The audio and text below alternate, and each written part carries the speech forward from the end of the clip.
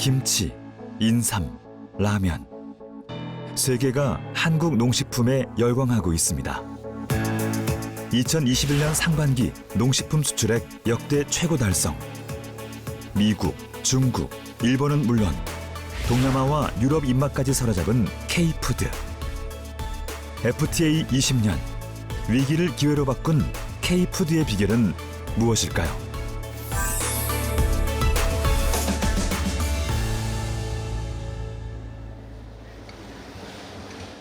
독일 오이텐 지역에 위치한 한 마트. 독일에서 흔한 지역 마트로 현지인들이 많이 이용하는 곳인데요. 이곳 한켠에서 반가운 식품들을 만났습니다. 한글이 쓰여진 한국산 식품들인데요. 라면부터 통조림, 장류에 이르기까지 종류도 다양합니다. Also heute habe ich koreanische Produkte eingekauft, unter anderem einmal von Sempio Bulgogi-Marinade. Also das ist natürlich super fürs Rindfleisch, gibt einen tollen Geschmack, mag ich sehr gerne. Auch das Panko Paniermehl, das von Samlip, ist auch also perfekt. Grobkörnig ist das und es ist einfach ganz anders als das deutsche Paniermehl. Und Kimchi darf natürlich auch nicht fehlen. Zwar nur eine kleine Dose, aber so zwischendurch schmeckt das immer sehr lecker. Und Instant Cup geht halt auch immer zwischendurch Nongshim, eine vegetarische Instant-Nudelsuppe. Das ist auch wirklich sehr gut, da kann ich auch alle Sorten empfehlen. Und für einen kleinen Snack zwischendurch ist es perfekt. 한국 식품을 찾는 독일인들이 조금씩 늘어나면서 매장에 진열된 식품의 종류도 다양해졌습니다. 독일 지역 내에 한국 식품을 공급하는 크라이엔호프앤클루게. 아시아 식품을 수입해 유럽 전역에 판매하는 독일 최대 규모의 식품 수입 도매 기업입니다. 크라이엔호프앤클루게는 아시아 각국에서 약 2,500개의 품목을 수입해 판매하고 있는데요. 최근 K-팝과 한국 영화, 한국 기업 등의 선전에 힘입어 한국 식품 판매량이 연평균 20% 이상 증가하고 있습니다. Also koreanische Lebensmittel ist bei uns in unserem Sortiment ganz klar ein steigendes Sortiment. Wir haben im letzten Jahr 450 Container direkt aus Korea importiert. Es sind jetzt nach einem halben Jahr, 2021, sind wir schon bei 350. Also wenn man das hochrechnet, können wir dieses Jahr vielleicht sogar fast auf 700 Container aus Korea kommen. Da sieht man schon dann dieses enorme Wachstum allein in den letzten 12 Monaten.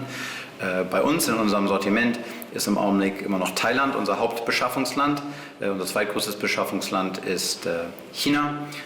Danach kommt wahrscheinlich Vietnam. Aber Korea ist da bei uns schon an 4. Stelle und ist vor allem prozentual, vielleicht sogar mit japanischen Lebensmitteln zusammen, das am stärksten wachsende Beschaffungsland und das am stärksten wachsende Thema.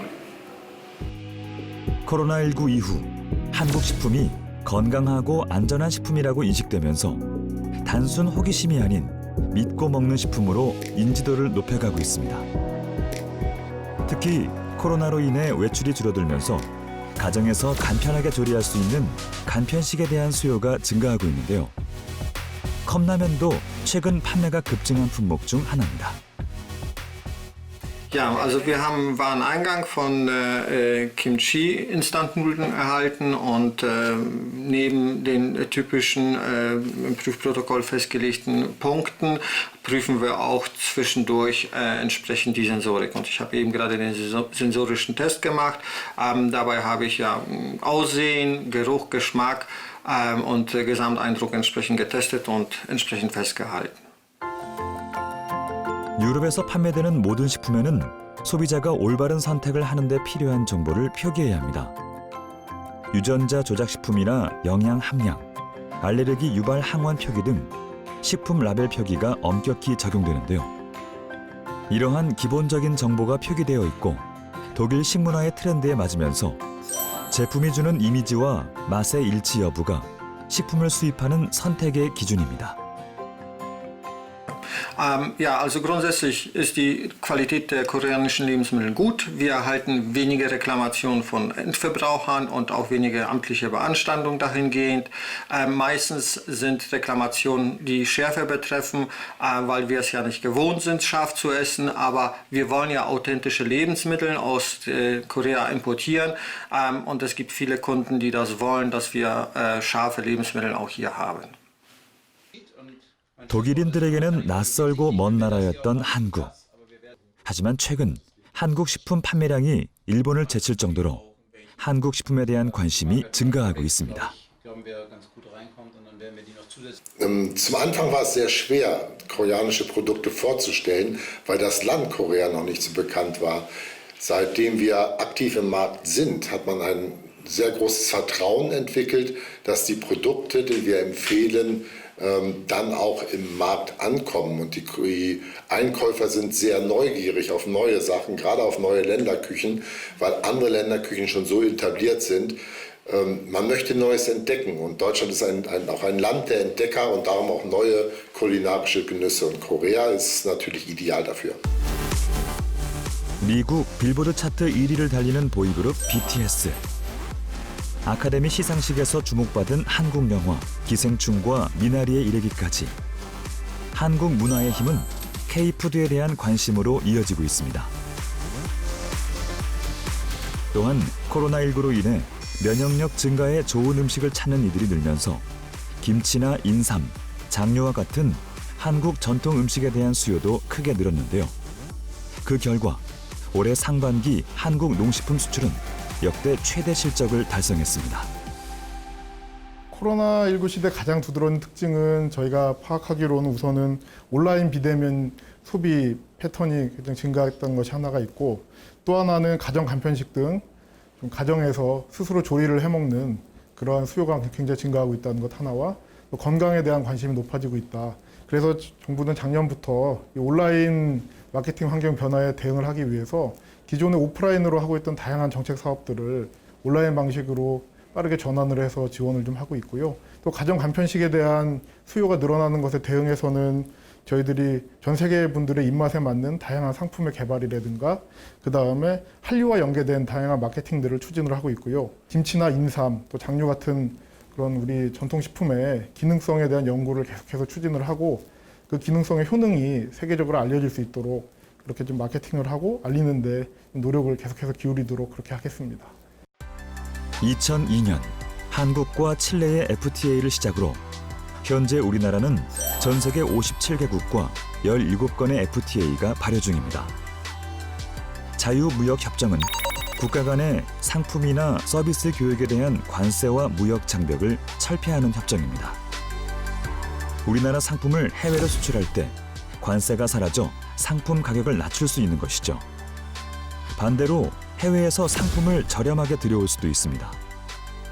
때문에 수입산에 비해 가격 경쟁력이 낮은 한국 농산물은 FTA로 인해 피해를 보는 경우가 많습니다. 기본적으로 농업 부분은 FTA를 체결할 때마다 특히 주요 강국들이 다 우리보다 농업이 센 국가들이었기 때문에 반발을 많이 했죠. 예를 들면 칠레도 그랬고요. 미국, 호주, 유럽연합 이런 국가들은 한국보다는 이제 농업의 경쟁력이 높았기 때문에 농업 부분에 반발을 했지만 이건 이제 국가 통상 정책 차원 또 국가의 전체적인 이익 차원에서 이제 FTA는 이제 같이 할 수밖에 없었고요. 그래서 이제 정부는 이 농업 부분이 좀 피해를 볼 수 있는 산업이라 그래서 크게 세 가지 접근을 했습니다. 하나는 경쟁력 제고 대책. 농업 부분도 국제 경쟁력을 높이는 어떤 경쟁력 제고 대책을 분야별로 품목별로 추진을 해왔고요. 두 번째는 이제 피해를 보기 때문에 FTA 피해 보전 직벌제든 이런 단기적으로 피해를 보상해주는 제도를 하나 설치했고 또 중장기적으로는 이제 구조를 고도화하는 이런 세 가지 어프로치를 통해서 농업 부분의 정책을 펴왔습니다.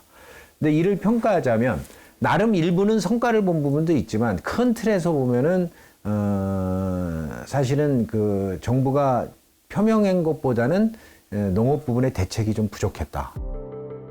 2000년 이후 농가 인구는 절반가량 줄어들었고 65세 이상 고령 농민은 100만 명 이상으로 증가했습니다. 이제 국민 전체 인구 중 농민 인구는 4.3%에 불과한데요. 수입 농산물이 국내 시장에 밀려 들어오면서 농업소득은 1,000만 원대로 매년 제자리 걸음을 걷고 있습니다. 코로나19 이후 우리 농식품 수출이 역대 최고 기록을 세우고 있지만 대다수의 농민들은 여전히 고된 생활을 이어가고 있습니다. 이 농업 활동은 사실은 공익적 가치, 그러니까 농민이 먹고 사는 그런 어떤 농산물을 판매해서 소득을 얻는 것뿐만 아니라 농업 활동이 유지됨으로써 이루어지는 뭐 홍수 조절이나 식량 안보나 경관이나 환경이나 그러니까 다른 산업과 다른 어떤 그 공익적 기능이라고 합니다. 이런 가치들을 발휘하고 있거든요. 그러니까 그런 가치들은 시장에서 평가를 못 받을 뿐이지 엄청난 가치가 있기 때문에 그렇기 때문에 대부분의 선진국들, 그러니까 농업이 좀 경쟁력이 떨어지는 스위스나 이런 나라들도 농업 농촌에 대한 지원을 확충해 가는 거거든요. 그래서 우리 정부도 이 농업에 대한 경쟁력 제고 대책도 지속적으로 더 확충해 나가지만 이 농업 농촌이 갖는 어떤 그런 공익적 가치와 기능이 있다는 거를 염두에 두고 좀 더 농업 농촌에 대한 관심과 지원이 좀 더 확대해 나갈 필요가 있다고 보겠습니다.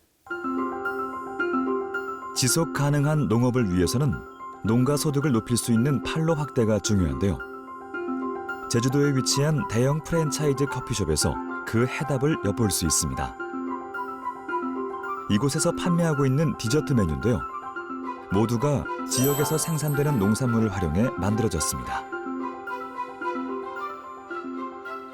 이런 지역 농산물을 이용한 상품을 개발하는 이유는 우리 농산물의 중요성과 지역사회의 활성화에 크게 이바지한다고 볼 수 있습니다. 이런 차원에서 향후에도 지속적으로 농산물을 이용한 상품이 개발될 계획이고요. 이곳에서 사용하는 농산물은 지역 농가와의 계약 재배로 인해 공급되는데요. 대기업과의 상생으로 안정적으로 판로가 확보된 만큼 농부는 한라봉 생산에 더욱 집중할 수 있습니다. 한라봉의 성장을 위해 사용하는 비료는 커피숍에서 배출된 커피밭과 가축 분뇨를 활용해 만든 재활용 퇴비인데요. 대기업에서 지원한 커피 퇴비는 자원 선순환의 모델로 주목받고 있습니다. 아무래도 그 비용 절감으로 인해서 저희가 맛을 위해서 그 무농약 영양제 있잖아요. 그런 거를 더 이렇게 할 수도 있고 품질 향상을 위해서 또 뭐 어떤 노력을 더 할 수 있을 것 같아요. 한미 FTA로 미국산 오렌지의 공세가 거셌지만 제주산 한라봉은 고품질 전략으로 시장 점유율을 높이고 있습니다. 특히 대기업과의 상생 마케팅은 농가 소득 향상에 도움이 되고 있는데요. 공급 받아줌으로써 이 농가들한테도 그 큰 이익이 될 것 같고 또 안정적인 판로가 되니까 아무래도 저 개인적으로 너무 좋은 것 같습니다. 한라봉뿐 아니라 우리 쌀을 활용한 가공식품도 큰 사랑을 받고 있는데요. 지역 농산물을 활용한 가공식품 개발은 농가와 기업이 동반 성장하는 기회가 되고 있습니다. 국내 농업과의 연계성을 강화시키기 위해서는 우선 뭐 중소기업도 할 수 있지만 그런 대기업들이 적극적으로 앞에서 나서 줄 때 훨씬 더 효과가 클 것이라고 보여집니다. 상품 개발 측면이나 해외시장 그 진출 측면에서 국내 중소기업들은 상당히 하기가 어렵거든요. 그나마 대기업들이 그런 노력을 기울인다면 해외시장 마케팅 활동이라든가 유통 채널 진입 이런 데 있어서 매우 유리하다고 저는 보여집니다. 강원도 정선의 한 공장. 농식품 분야의 수출 효자 품목으로 꼽히는 김치를 생산하는 중소기업입니다. 코로나 시대, 김치가 건강 발효식품으로 주목받으면서 최근 세계 각국에서 김치 수요가 크게 증가하고 있는데요. 1986년에 창업한 이후 30여 년째 김치만을 생산해온 이곳에서도 최근 쏟아지는 김치 수출 물량을 만들어내느라 바쁜 나날을 보내고 있습니다. 코로나가 발생하면서부터 김치가 많이 수출이 확대되면서 우리 국내 매출의 3%밖에 안 되던 게 지금 10%를 넘어서고 있습니다. 그래서 앞으로는 우리 국내 매출의 30% 이상을 수출을 할 계획입니다. 대한민국 김치 명인 1호로 꼽히는 김순자 명인은 100% 국내 농산물을 사용해 300여 종류에 달하는 다양한 김치를 개발하고 만들어오고 있습니다. 할머니와 어머니로부터 물려받은 한국 전통 김치 제조 비법에 보다 현대적이고 과학적인 기술을 더하여 세계인의 입맛을 사로잡기 위해 노력하고 있는데요. 그 결과 대만, 일본, 호주, 두바이 등 30여 개국에 수출하는 등 김치의 세계화에 앞장서고 있습니다. 수출을 하는데 어려운 것은 김치는 숙성 제품이잖아요. 발효 제품이다 보니까 외국인들은 잘 모르기 때문에 그거를 통관을 하려면 며칠씩 외부에다 그냥 내놓고 있어서 이게 다 부풀어 버리는 거예요. 그래서 이게 가스가 차고 부풀고 익어서 냄새 나면 그 외국인들은 미국인이나 그 외국인들은 그 김치가 상했다라고 생각을 해서 정말 크림도 많이 걸렸고 시간이 지날수록 발효가 되는 김치의 특성상 신선한 상태로 수출하기가 쉽지 않았는데요. 이를 극복하기 위해 끊임없이 연구하여 유통기한을 늘리는 기술 확보에 성공했습니다. 수출용 김치의 상품화를 위하여 김치의 유통기한을 2배에서 3배 연장시키는 방안을 연구하였었고, 김치 제조 과정 중 미산성 차염수산수를 처리함으로써 김치 원부 재료의 미생물을 10배에서 100배 감소시키는 결과를 가져왔고, 미산성 차염수산수의 살균 효과는 대장균과 같은 그램 음성균에 더 효과적인 살균력이 있다는 것을 확인하였습니다. 김치 포장 용기에도 변화를 줬는데요. 과거 파우치 포장 위주의 생산에서 딱딱한 용기 제품 포장으로 바꾸고 소용량부터 대용량까지 용량도 다양화하는 등 세계인들의 다양한 요구를 수용한 맞춤 생산을 하고 있습니다. 2015년 한중 FTA 발효 이후 중국산 저가 김치 수입이 늘었는데요. 최근 알몸 절임 배추 파문으로 중국산 김치에 대한 신뢰가 하락하면서 김치 수입량이 감소 추세에 접어들었습니다. 반면 고품질로 승부하는 한국 김치의 수출은 지난해 실적을 넘어설 만큼 역대 최고 수준을 기록할 것으로 전망되고 있습니다. 이는 세계 시장을 사로잡기 위한 김치 제조 기업들의 끊임없는 노력이 이루어낸 결과인데요. 김순자 명인은 현재에 만족하지 않고 더 많은 나라의 사람들이 한국 김치를 찾을 수 있도록 다양한 제품을 개발해 나갈 계획입니다. 비건 제품들이 또 그렇게 많이 선호하고 있고 그렇기 때문에 저희가 비건 김치를 개발을 했어요. 그래서 벌써 비건 김치를 수출이 시작이 됐습니다. 그래서 앞으로 세계인들이 좋아하는 선호하는 그런 김치들 우리 한국 김치 전통 방법을 그냥 베이스를 깔고 그들에게 맞는 눈높이에 맞춰서 개발해 나가면서 그들에게 많은 김치를 세계 각국의 모든 세계인들이 정말 음식처럼 문화로 즐길 수 있는 그런 김치가 되고 음식이 아닌 문화를 즐길 수 있는 그런 제품이 되도록 저희가 수출을 계획하고 있습니다. FTA 파고를 넘기 위한 노력은 신선 농산물 분야에서도 이루어지고 있습니다. 국내 최대의 수박 주산지 경상남도 함안. 비닐하우스 안에는 제철을 맞은 수박이 자라고 있는데요. 그런데 수박의 모양이 조금 생소합니다. 우리가 아는 초록바탕의 검정 줄무늬 수박이 아닌데요. 지금 기존에는 9kg, 10kg대 수박을 키우다가 요즘은 또 뭐 핵가족화가 되다 보니까 큰 거를 좀 별로 안 좋아하는 그런 추세라서 우리가 한 중과종으로 해서 한 4kg, 5kg 정도 되는 수박을 지금 시험 재배하고 있습니다. 변화하고 있는 소비 트렌드에 발맞추기 위해 함안군 농업기술센터와 함께 새로운 품종 시험 재배를 하고 있는 것인데요. 겉껍질이 진한 초록색이면서 타원형으로 생긴 이 수박은 속이 노란 블랙비 수박입니다. 맛 한번 보세요. 이게 노란색이 있군요. 아직 당도가 안 나올 거예요. 말기는 딱 떼갖고. 자, 달아요. 오, 되게 단데요? 되게 달아요. 벌써 그래 당도가 안 나올 텐데. 아니요, 진짜 달아요. 달아요? 네. 기존 상식을 뒤엎은 컬러 수박들은 식감도 좋고 당도가 높은 게 특징. 크기가 작아서 1, 2인 가구가 먹기에도 부담이 없습니다. 일반 수박도 당도가 뭐 13 정도 나오지만은 좀 요런 중과종이나 요런 수박, 제가 심은 요런 수박들은 지금 뭐, 수박이 완숙만 되면은 한 13에서 15브릭스까지 나옵니다. 코로나19 위기 속에도 함안군의 신선 농산물 수출은 큰 성장을 보이고 있는데요. 함안 수박은 지난해 첫 홍콩 수출을 이루었고 멜론의 경우 올해 상반기 수출 물량이 지난해 대비 61% 증가하기도 했습니다. 이는 품질 향상을 위해 민관이 함께 노력했기에 가능했는데요. 특히 농가들이 사계절 지속 가능한 소득을 창출할 수 있도록 품종 다양화를 위해 많은 노력을 기울이고 있습니다.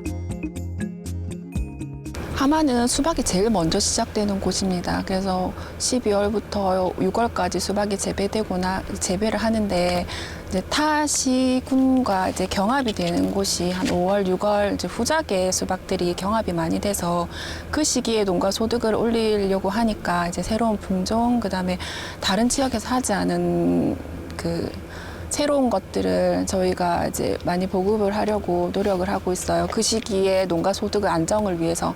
그리고 수출을 하는 경우에도 이제 수출이 선호하는 크기와 당도와 포장이라든지 이런 것들이 있기 때문에 이제 거기에 맞춰서 이제 농가 장목방과 이야기를 해서 이제 그런 제품이 그런 멜론들이 생산되면 이제 그 수출을 할 수 있도록 그렇게 연계를 하고 있습니다.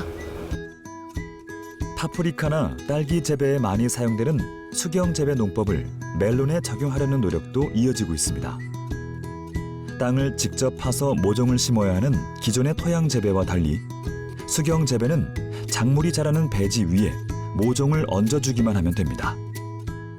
멜론은 수경 재배가 잘 되는 품목인데도 불구하고 농업인들이 현장에서 잘 받아들이지 않는 부분이 있거든요. 수경 재배를 해서 싱겁다거나 또는 뭐 화학 비료를 사용해서 해롭다거나 이런 오해들이 현장에 좀 있고요.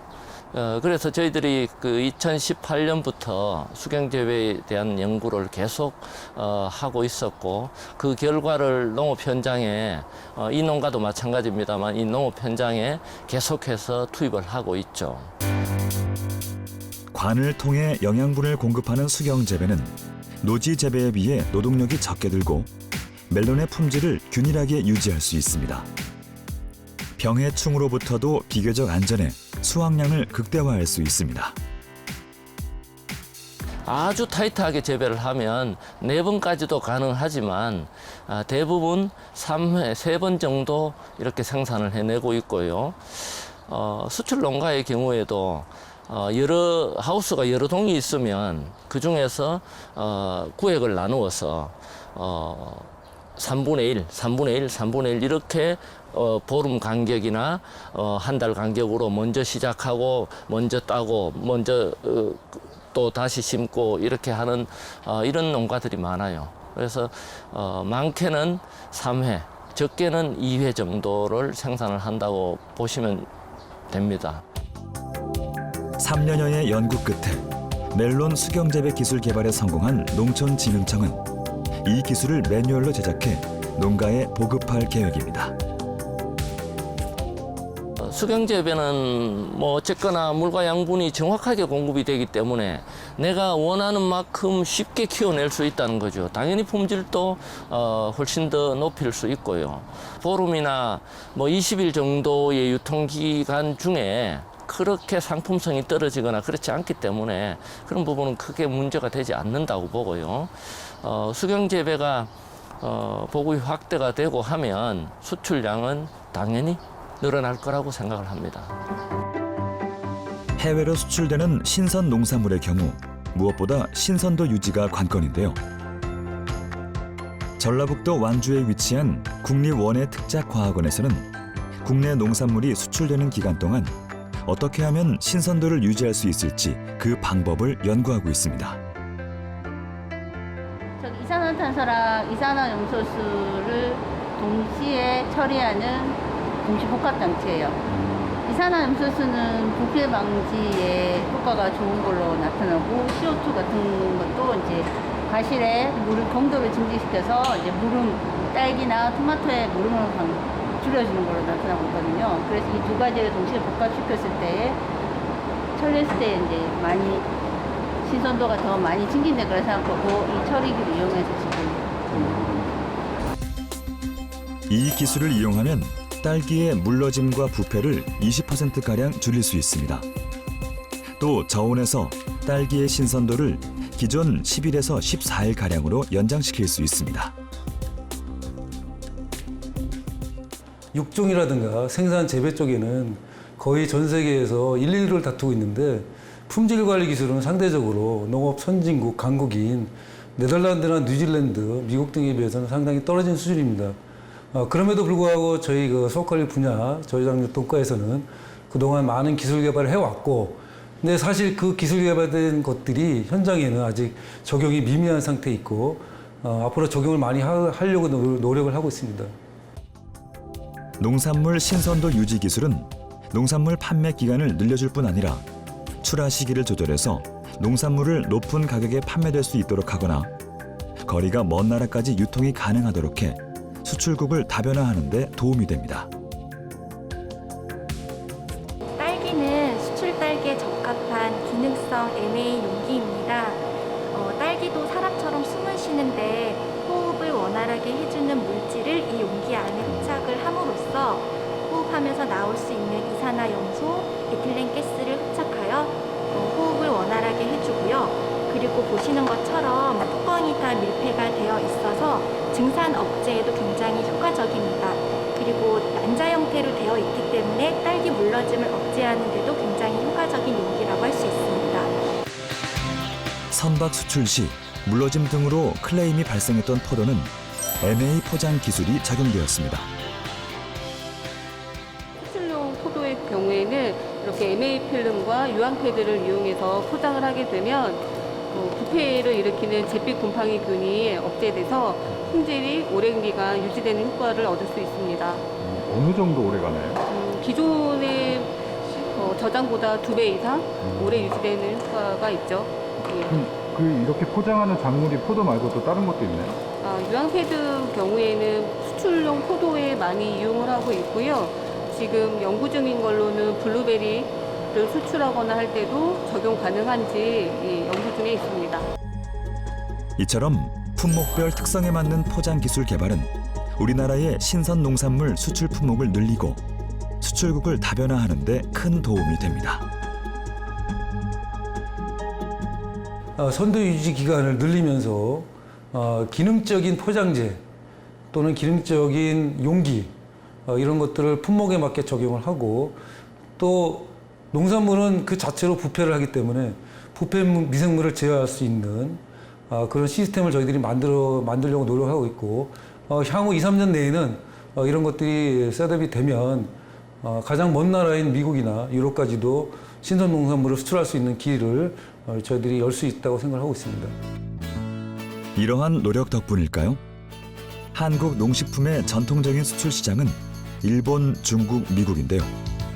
올해 상반기 농식품 수출은 이 세 나라를 비롯해 신남방, 신북방, 유럽연합 등 신규 시장의 성장세가 두드러졌습니다. 최근에 신남방 지역 같은 경우에는 특히 우리 농식품에 대한 그 선호가 굉장히 높아지고 있는 지역인데요. 특히 한류가 높고 또 지리적으로도 우리와 매우 가깝기 때문에 물류 여건에서도 굉장히 유리한 점이 있습니다. 그래서 이런 점들을 활용을 해서 우리의 딸기, 포도, 배와 같이 신선한 우리 농산물들이 프리미엄 상품으로 판매될 수 있도록 그렇게 좀 정책적으로 지원을 하고 있습니다. 앞으로 우리 농식품의 진출이 상대적으로 그동안 어려웠던 신북방 지역이나 중남미 지역에서도 우리 농식품 수출이 많이 될 수 있도록 그 지역에 대한 조사도 열심히 하도록 하고, 또 다양한 마케팅 활동도 저희들이 또 고민을 해가지고 추진하도록 그렇게 하겠습니다. 수출 시장 다변화를 위해 온라인 수출 상담회를 개최하고 중국, 동남아, 카자흐스탄 등의 온라인 마켓에 한국 식품 전용관을 개설하는 등 정부에서는 신시장 개척을 위해 적극적인 노력을 펼치고 있습니다. 아무래도 수출 대상 국가가 특정 국가에 집중될 경우 그 수출 대상국 간의 이제 정치적인 그런 관계가 좋지 않을 경우에 수출을 감소시키는 위험이 있습니다. 그래서 수출 대상 국가를 다변화시킬 필요가 있는데요. 다행히 최근에 아시안 국가들을 중심으로 해서 수출이 늘어나고 있고 한류가 급속히 확산됨에 따라서 수출 시장을 다변화시킬 수 있는 가능성이 좀 높아지고 있습니다. 그래서 이제 RCEP 등 FTA가 체결될 경우 그 관세가 좀 더 하락한다라든가 비관세 장벽이 낮아질 수 있는 대상의 국가들을 중심으로 수출을 노력을 기울인다면은 훨씬 더 다변화시킬 수 있을 것으로 보입니다. 전 세계 농식품 수출 2위의 농업 강국 네덜란드. 국토 면적은 우리나라의 절반에 못 미치지만 전 세계 농산물 수출 비중의 7%를 차지할 정도로 네덜란드는 대표적인 농업 선진국인데요. 우리나라처럼 대외 의존도가 높은 네덜란드가 세계적인 농업 수출 강국으로 도약할 수 있었던 비결은 무엇일까요? 네덜란드 농업 경쟁력의 비결은 동부 소도시에 위치한 바에닝언에서 찾을 수 있습니다. 이곳에 위치한 바에닝언 대학 연구센터는 연구와 교육, 가치 창출에 중점을 두고 농식품 관련 기술 개발을 선도하는 네덜란드 농업 발전의 중심입니다. And doing both fundamental research and applied research, we really try to foster and make the best way possible of all the knowledge that we can provide in agriculture, but also in food processing and in ecology and metrology. What we actually try to do is research the full potential nature has to offer, not only in agriculture, and really bring the best out of both the animal and the plant kingdom possible, but do that also sustainably and respectively of nature. So one of the key goals that we foresee as one of the world leading institutes is really be an actor in the transitions that we face in the agri and food world. 기후 변화가 가져올 식량 위기 시대를 대비하기 위해 네덜란드는 빅데이터와 인공지능 등의 첨단 기술을 활용해 친환경 농업의 효율성을 높이는 데 집중하고 있습니다. Yeah, we are in the Netherlands. We are in a greenhouse on the Wageningen campus, and we have built MPEC. And MPEC stands for Netherlands Plant Ecophenotyping Center.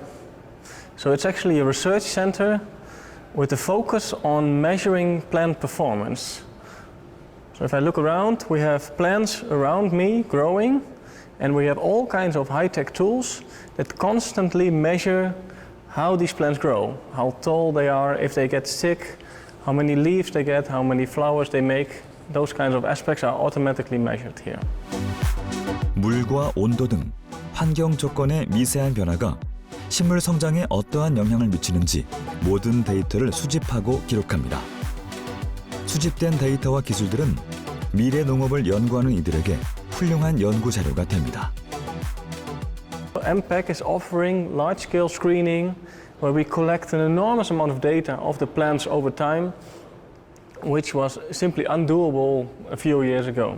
We have placed this greenhouse, so the MPEC, on the Wageningen campus, because Wageningen University and Research is one of the #1 universities in the world in this domain.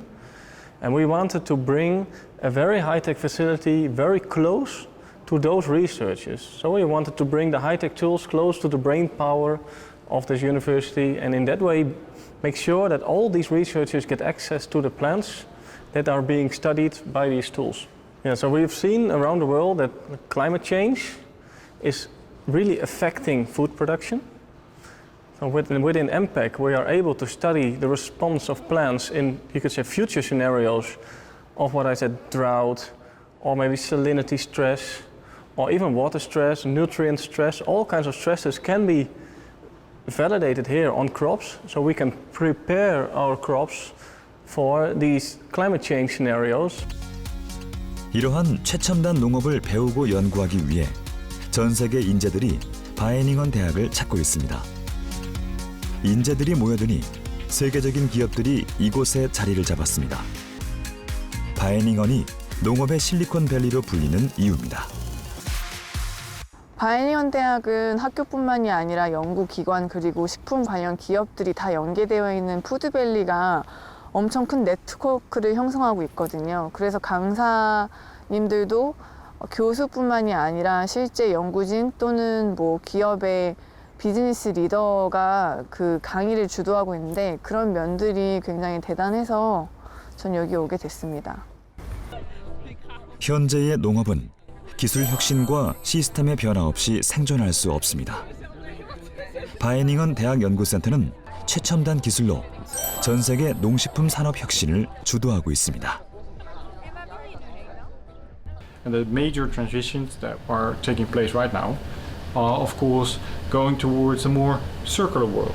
So shifting away from the petrochemical way of looking into fuel and materials and more bio-based.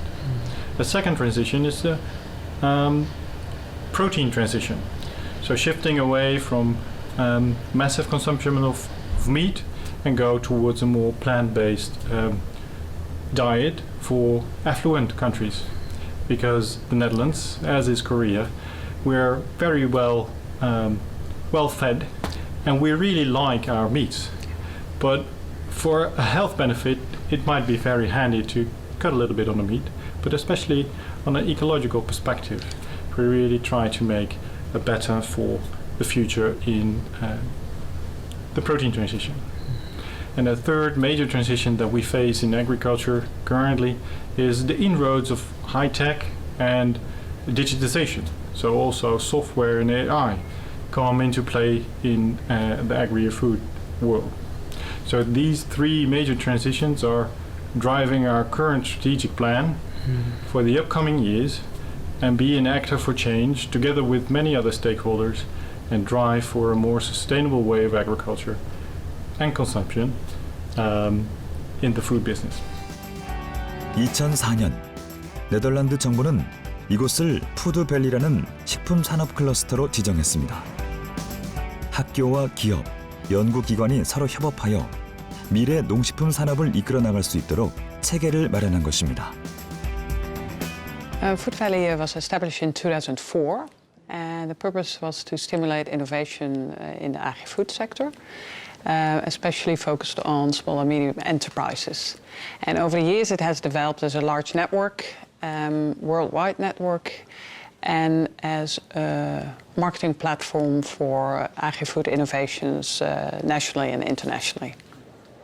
And over the years it has developed into something else, and that's what Food Valley is today. We are more focused on being a party, a transition broker, an innovation platform that works on the transition of the food system.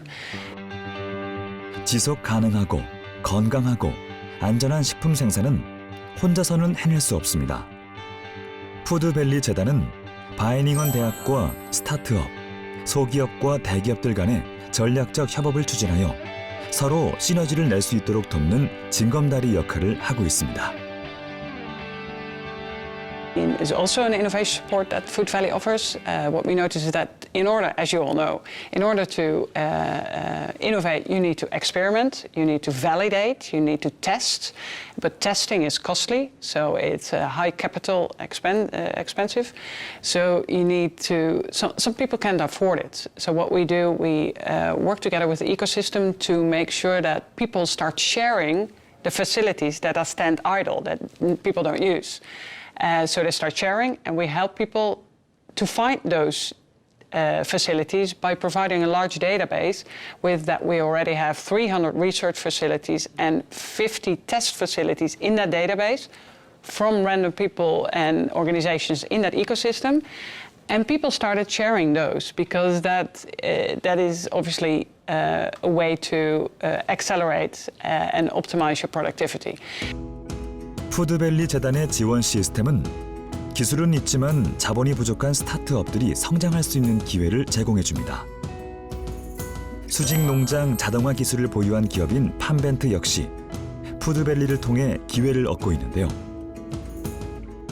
As a student in Wageningen University, I joined Startup Wageningen and they support me in this trip from the beginning.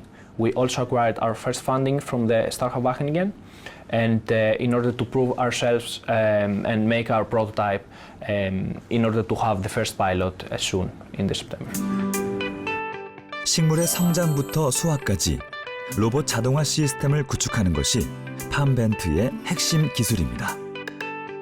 Our unique technology and our unique harvesting solution and robotic approach that we use in our farms enables the customers, the final customers, to harvest direct on the spot when they want to eat and take the herbs from our farm.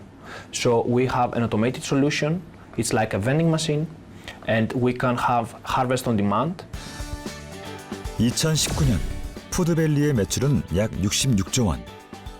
네덜란드 GDP의 10% 규모에 달하는데요. 정부와 기업, 대학이 유기적으로 협업하는 푸드밸리의 지원 시스템은 개별 기업의 성장뿐 아니라 네덜란드 전체 경제 성장을 이끌고 있습니다. It's a lot of benefits that a startup and a person can take being in a very big international environment like Wageningen campus. So the university really supports every individual and companies and brings more know-how, mentoring opportunities, funding opportunities in order to scale up a business like us, an early young startup in the Netherlands. So we see that time big value by joining the Food Valley to become in this alliance about all these companies that have the same common goals, the sustainability, and also they have different opportunities that we can share with and meet other people and big networking within a university and abroad. 네덜란드의 푸드밸리를 벤치마킹하여 국내에도 국가 식품 클러스터가 조성되었습니다. 세계 식품 시장 진출을 위해 계획된 동북아 최초의 식품 전문 산업단지인데요. 국내 식품 기업과 연구기관 등을 집적을 해서 글로벌 식품 시장의 신중심으로 육성하는 것을 비전으로 하고 있고요. 그를 통해서 식품 산업을 성장시키고 또 수출 확대해서 국내 농산물의 고부가치화를 통하고 또 소비를 촉진시켜서 농업 성장을 육성하는 데 목표를 두고 있습니다. 2021년 8월 기준 국가 식품 클러스터에 둥지를 튼 기업은 전체 106곳. 분양 공고 대비 분양률은 71.4%에 달합니다. 식품 클러스터에는 식품 기업뿐 아니라 연구소와 연관 산업체들을 함께 유치하여 상호 간의 시너지 효과를 낼 수 있도록 네트워크를 구축하고 있습니다. 우리나라 식품 산업의 경우 기업당 연매출이 1억 미만인 기업들이 70% 이상으로 대부분이 중소 영세기업입니다. 그래서 이러한 중소기업들은 최신 기술을 적용하거나 신제품을 개발하는 데 많은 어려움을 겪고 있습니다. 그리고 식품 제조업은 초기에 창업이 용이해 보이지만 실제로 이렇게 설비를 구축하기 위해서는 그러한 비용이 많이 들고 생산 설비를 인증해야 되는 그러한 조건도 까다로워서 사업 안정화가 어려운 것이 현실입니다. 그래서 저희 식품진흥원은 12개의 기업 지원 시설과 첨단 장비를 구축을 해서 중소기업들에게 개방하고 사용할 수 있도록 지원을 하고 있습니다. 이곳은 기업 지원 시설 중의 한 곳인 식품 패키징 센터입니다.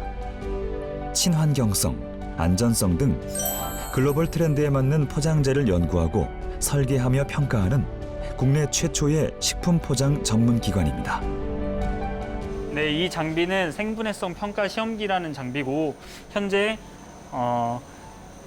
플라스틱 소재들로 인해서 자연 파괴가 많이 되고 있는데요. 그런 것들을 대응하기 위해서 생분해성 소재에 대해서 연구 개발이 활발히 진행되고 있습니다. 그러한 생분해성 소재가 실제로 생분해가 진행되는지를 관찰하는 장비라고 할 수 있습니다. 이 같은 첨단 연구시설이나 장비들은 작은 기업들이 제품을 테스트하는 데 큰 도움이 되고 있습니다. 현재 8개의 기업 시설이 준공이 돼서 구축이 되고 있습니다만 앞으로 23년까지 4개의 기업 시설이 추가로 건설이 되면 기업들이 원하는 이러한 완벽한 시설이 구축되기 때문에 저희 식품진흥원에서도 기업들이 필요로 하는 그러한 시설들과 장비들을 더 확충을 해서 기업들이 충분히 이렇게 활용할 수 있도록 지원해 나가도록 하겠습니다. 식품 클러스터의 인프라를 이용하는 것은 이제 막 시작한 벤처 기업에게 큰 기회입니다. 참기름과 들기름을 생산하는 기업인 쿠엔즈 버킷은 이곳에 입주 후 제품을 개발하고 미국 수출 계약까지 달성했습니다. 그 기존의 270도 이상의 고온에서 볶아서 착유하는 강한 향을 내는 그런 방식에서 저희는 이제 벤조피렌이 발생이 안 되는 착유 방식인 150도 이하의 볶음 착유 방식을 선택을 해서 착유를 하고 있습니다. 그래서 강한 향보다는 참깨, 들깨 본연의 맛이 느껴지기 때문에 훨씬 더 모든 요리에 잘 어울리는 그런 소스라고 보시면 될 것 같습니다. 글로벌 대세인 올리브 오일에 맞서기 위해 출시된 한국 전통 소스. 까다롭게 재배된 원재료를 저온 압착하여 영양소와 풍미를 살린 참기름과 들기름은 요리에 잘 어울리는 훌륭한 식재료로 미국의 경제 매체 블룸버그지에 소개되기도 했습니다. 식약청에 준하는 시설을 구비하고 있거든요. 그래서 여기 입주 기업들이 그런 시설들을 분석 시설, 그다음에 파일럿 테스트 이런 시설들을 잘 이용하고 있기 때문에 그런 부분에 있어서 입주 기업들한테는 큰 도움이 되는 것 같습니다. 클러스터 내에 위치한 또 다른 기업.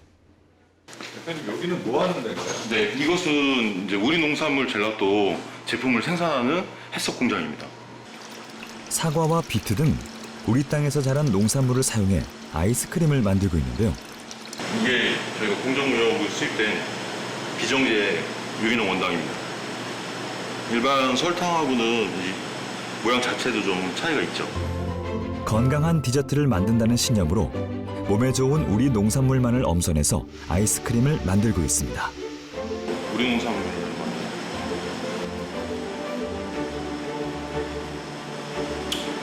맛있는데요? 저희가 직접 짠 주스입니다. 농산물을 착즙하여 만든 주스를 살균하고 아이스크림으로 가공하는 과정이 모두 이곳에서 이루어집니다.